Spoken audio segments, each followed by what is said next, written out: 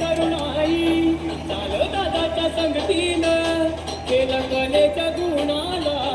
आता अवयादान निसर्गाचे संस्कार झालं मोठ्याची शिकवण जन्म देशाच्या कारणी जीव पालघर जिल्ह्याचा